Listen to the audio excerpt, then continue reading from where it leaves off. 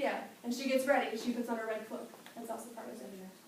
I'm going to see if anyone else knows it, but feel free to chime in if no one else answers.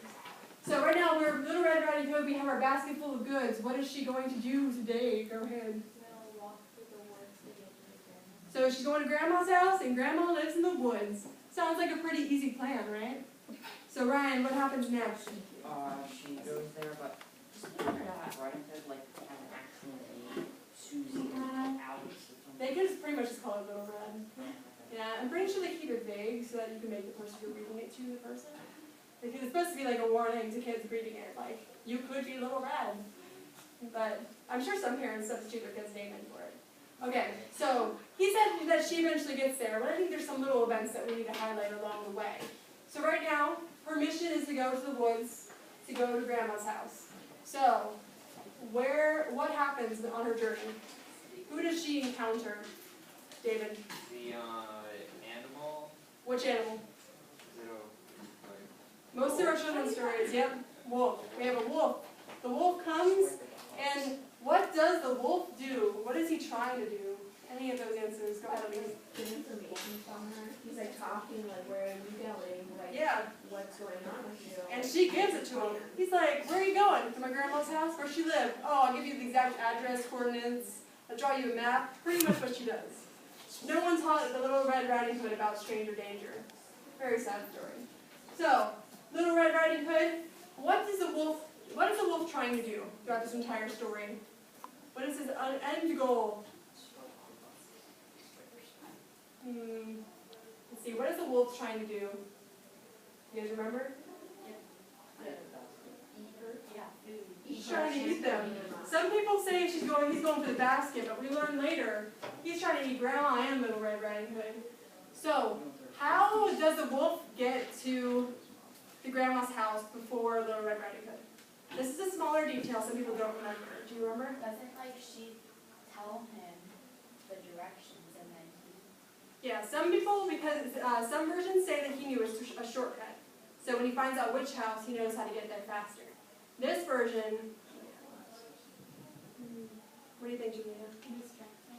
Yeah, he distracts her. He tells her, those are some pretty flowers. Your grandma's not feeling well? Go get her some flowers. She'll feel so good if you walk in the door with flowers. So she goes off, frolics in the flowers. She's off spending her time doing that. Meanwhile, the wolf is skit-scat-skidoodle-dootin' up to the... It's from my favorite book. That's from my favorite book. From Chicka Chicka Boom Boom. But he's going up to the house. I don't know if I said this in this class. I was a preschool teacher for 3 years. Oh yeah, you told So me that's the the... daycare. Yeah, so this is one thing that I thought of right away. So now, he gets up to the house. He eats Grandma, right? And then what does he do? What does he do once he eats Grandma? Yes. He puts on the grandma's clothes and he can study grandma. Why does he do that? So then he can drink Little Red Riding Hood when he's in her.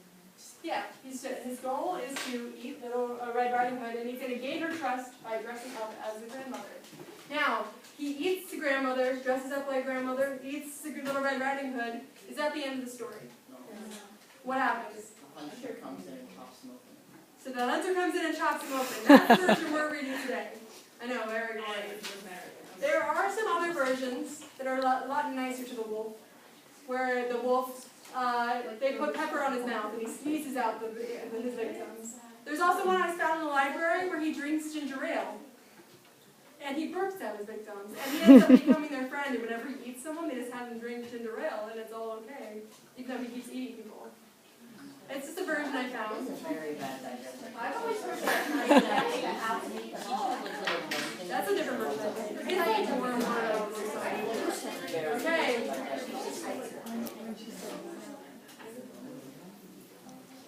So now we're going to read our story. It's story time. I know I already said this, but we get story time, but we do not get nap time afterwards. So, Little Red Riding Hood.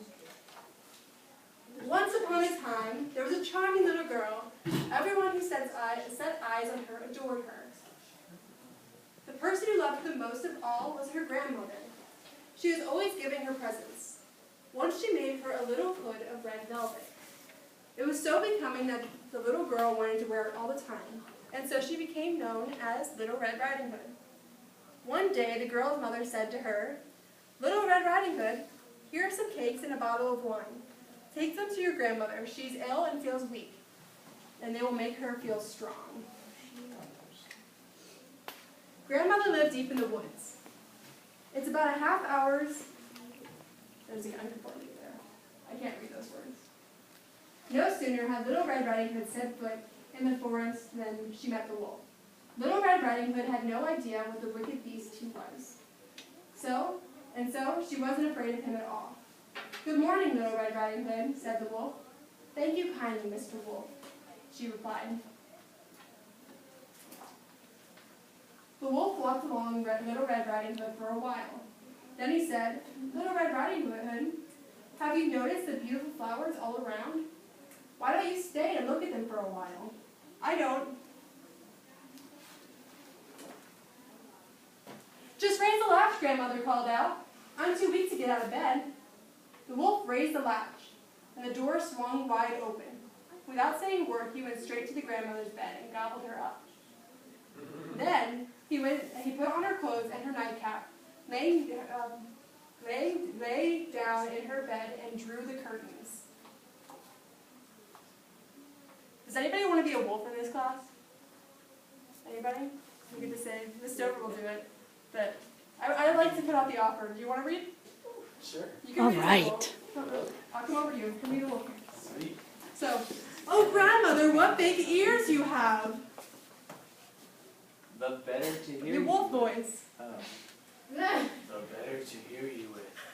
Oh grandmother, what big eyes you have! The better to see you with. Oh grandmother, what big hands you have!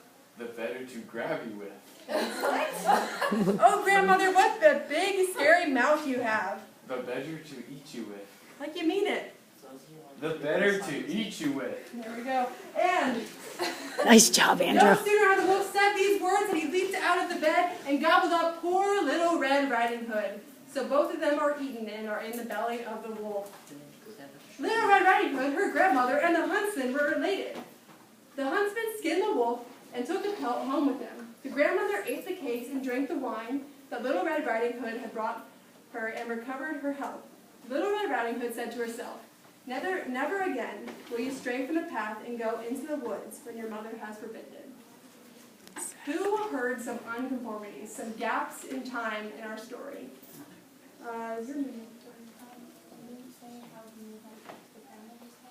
Yeah, he just said, hi, how are you? Then he's like, go ahead and pick some flowers. It's like he already knew, but he didn't ask. So that's one piece that was missing. That's a gap into the story. Okay, please.